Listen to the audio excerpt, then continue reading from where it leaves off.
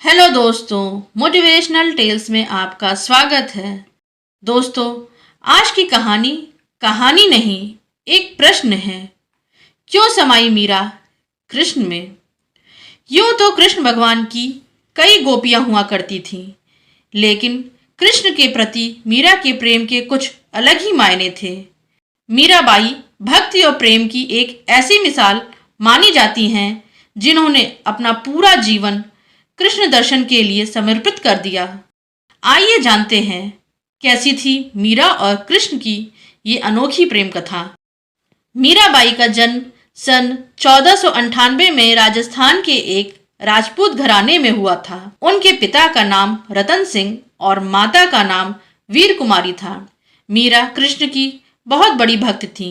जब वह 4 वर्ष की थीं, तब उन्होंने अपने घर के पास हो रहे एक विवाह को देखकर बेहद मासूमियत के साथ अपनी माँ से पूछा था कि प्यारी माँ, मेरा दूल्हा कौन होगा?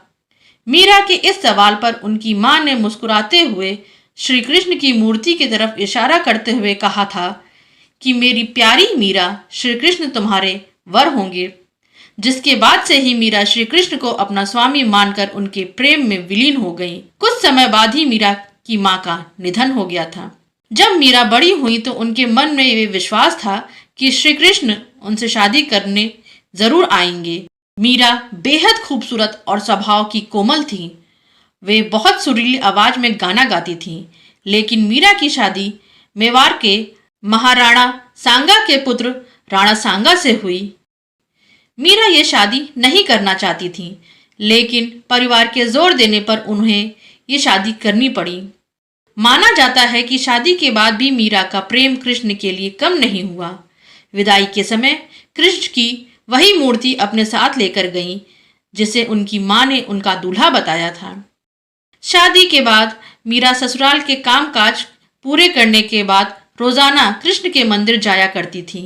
वहां जाकर वह श्री कृष्ण की मूर्ति की पूजा करती, उनके लिए मधुर आवाज में भजन गाती और नृत्य भी करती थी। मीरा का कृष्ण के लिए प्रेम उनकी ससुराल वालों को बिल्कुल पसंद नहीं था।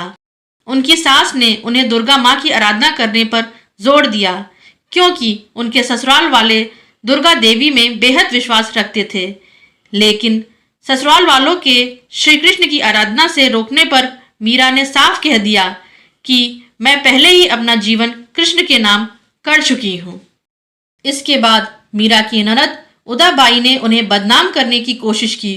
उदाबाई ने अपने भाई राणा से कहा कि मीरा का किसी के साथ प्रेम संबंध है और उसने मीरा को उस व्यक्ति के साथ देखा है। यह सुनकर राणा बेहद क्रोधित हुए और आधी रात बहन उदाबाई के साथ मंदिर जा पहुंचे। मंदिर पहुंचकर उन्होंने मीरा को कृष्ण की मूर्ति के साथ अकेले ही बातें करते हुए देखा। यह देखने के बाद वह गुस्से से चिल्लाए कि मीरा, अपने जिस प्रेमी से तुम बातें कर रही हो उसे मेरे सामने लेकर आओ। इसके जवाब में मीरा कृष्ण की मूर्ति की ओर इशारा कर कर कहती हैं कि ये मेरे स्वामी हैं, इनसे मेरा विवाह हो गया है। यह सुनने के बाद राणा का दिल टूट जाता है, लेकिन फिर भी वह पूरी श्रद्धा से अपना पति धर्म निभाते हैं और आखिरी सांस तक मीरा का साथ देते हैं। मीरा का देवर विक्रमादित्य चित्तौड़गढ़ के नए राजा के रूप में चुना गया था। उनको कृष्ण के प्रति मीरा की भक्ति और लोगों के साथ मीरा का मेलजोल पसंद नहीं था।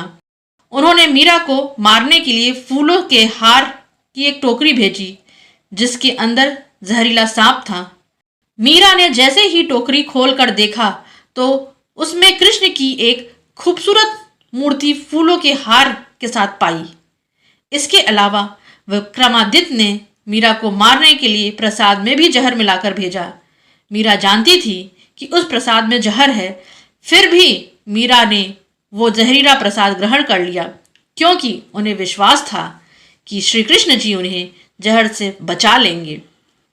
जब मीरा को मारने की कोशिश हद से ज्यादा बढ़ गई तो मीरा ने तुलसीदास को एक खत लिखकर उनसे उनकी राय मांगी। तुलसीदास ने जवाब में लिखा कि उन्हें त्याग दो जो तुम्हें नहीं समझ सकते हैं। भगवान के लिए प्रेम ही सच्चा प्रेम होता है, दूसरे रिश्ते झूठे और वक्ती होते हैं।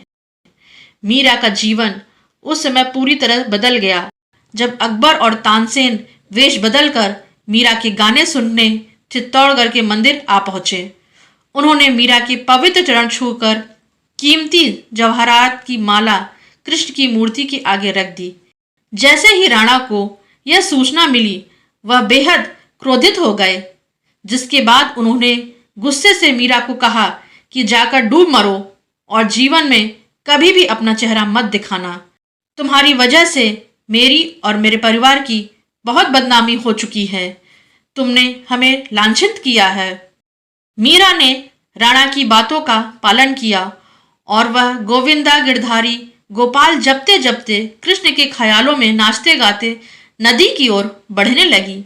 जैसे ही मीरा ने नदी में कूदने की कोशिश की, पीछे से किसी ने उसके हाथ को थाम लिया और वह गिरने से बच गई। मीरा ने मुड़कर देखा तो अपने प्रेमी कृष्ण को पाया। कृष्ण को अपने पास देखकर मीरा को विश्वास नहीं हुआ और वह कृष्ण की गोद में बेहोश होकर गिर पड़ी। यह देखकर कृष्ण मुस्कुराए और मीरा के कान में बोले, मेरी प्यारी मीरा, तुम्हारा जीवन नश्वर रिश्तेदारों के साथ समाप्त हो चुका है। अब तुम आज़ाद हो, खुश रहो, तुम मेरी हो और हमेशा मेरी ही रहोगी। इसके बाद मीरा वृंदावन चली गई। मीरा के वृंदावन चले जाने पर राणा वृंदावन आकर मीरा से माफ़ी मांगते हैं और अपने साथ चलने को कहते हैं, लेकिन मीरा साथ चलने से इनकार कर कर कहती हैं कि मेरा जीवन कृष्ण से जुड़ा है।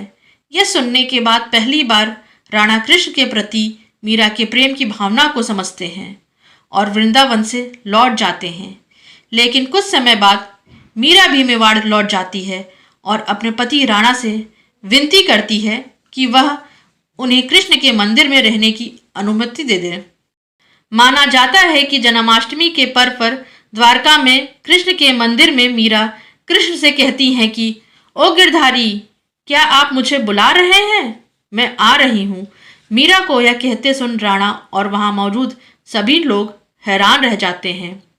माना यह भी जाता है कि कृष्ण को पुकारते ही मीरा में एक तरह का प्रकाश उत्पन्न हुआ और मंदिर के कपाट खुद से बंद हो गए। जब कपाट खुलते हैं तो मीरा की साड़ी कृष्ण भगवान की मूर्ति पर लिपटी हुई होती थी, लेकिन मंदिर में मीरा नहीं थी। सिर्फ मीरा और उनके कृष्ण की बांसुरी की आवाज़ सुनाई देती है। अर्थात ऐसा माना जाता है कि मीरा कृष्ण की मूर्ति में ही समा गई थी। दोस्तों, आज की कहानी कृष्ण और मीरा की आपको कैसी लगी, इसे कमेंट करके ज़रूर बताइएगा। इसको लाइक करें, शेयर करें और चैनल पर नए हो तो सब्सक्राइब करना बिल्कुल ना भूलें। Thanks for listening.